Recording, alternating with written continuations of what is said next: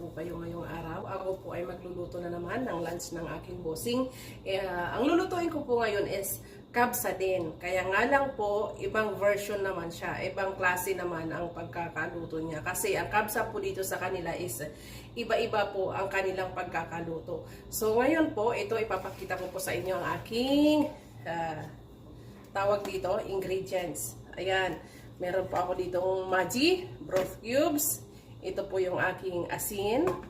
Ito po yung aking carrots. Konting 5 pieces po na kamatis.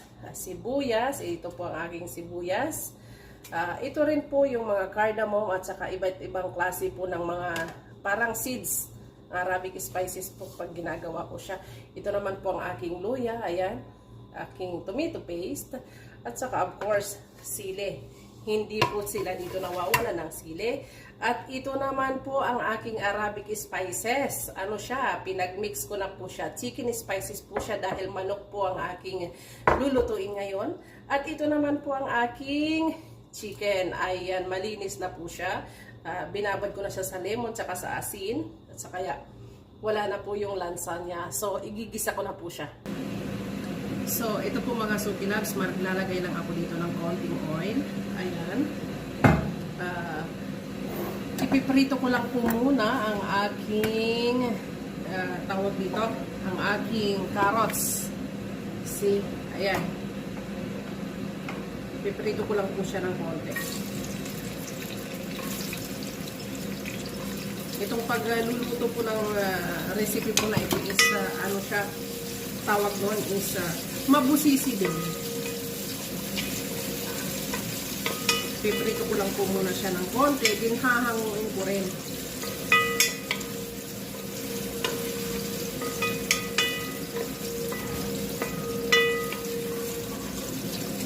Yan na po siya. Ayan po mga Soupy Loves, hahanguin ko lang po yung iba. Pero yung iba, iiwan ko siya dito sa kaldero, iiwan ko siya ng konti para yung lasa niya. Ilalagay ko na po ang aking sibuyas.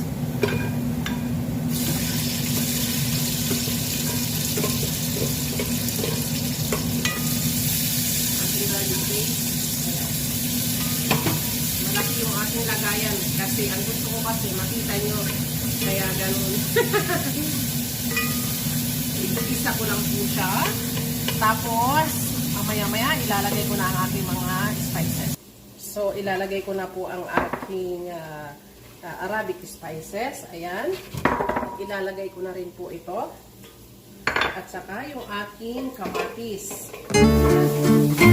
Sasabay ko na rin po ang aking luya.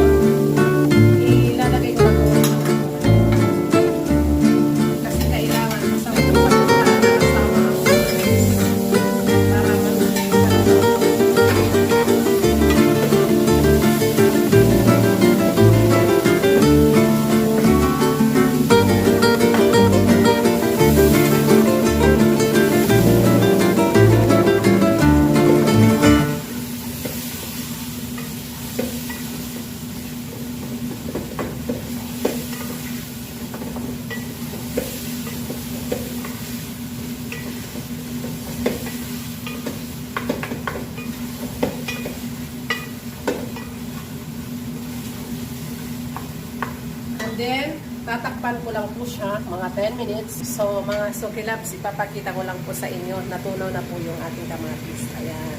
See? So at this point po, maglalagay naman po ako ng asin. Kasi ang asin ko po is depende kung ilang takal yung rice ko. Dahil 2 cups ang rice ko, so ang ilalagay ko, tinatansya ko lang mga 2 tablespoon na maliit. Yung maliit lang, yung mga ginagamit nila sa tsaa. Yun po. Kasi meron na akong nilagay na magic.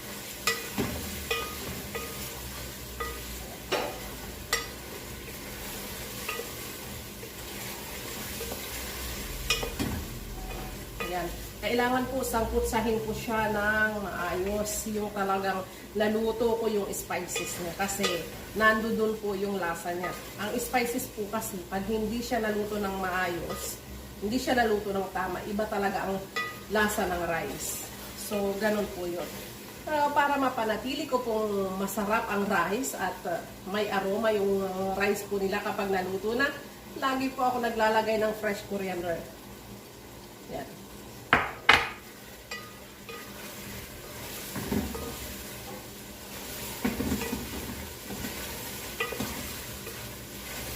Yan lang po.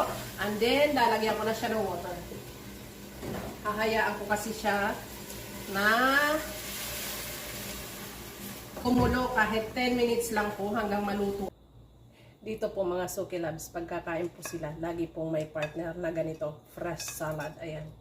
Ito na po, nagawa ko na po siya. And then, sasandukin ko na po ang aking rice. Ayan. Itong toppings, ilalagay ko lang dito muna. Kasi, kailangan dito,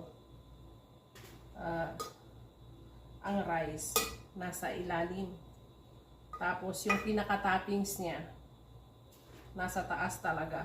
Yung mga nilagay kong carrots. Yan. Patayin ko muna. Wow. Dito po, every time nakakain sila, ganito talaga.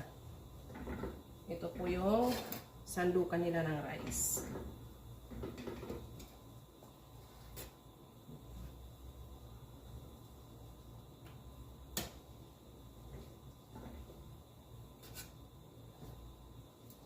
Yan.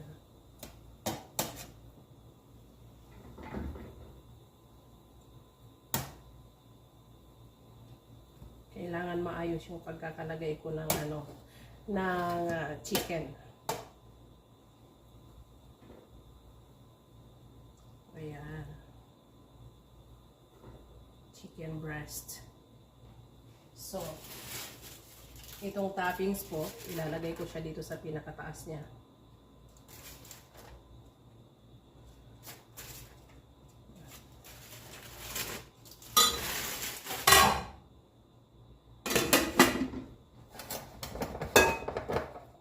Ayan.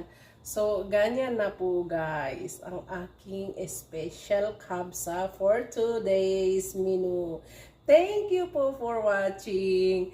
Sa lahat po, napaso na tuloy ako. Sa lahat po ng mga nanonood po sa akin, thank you po for watching. Bye-bye.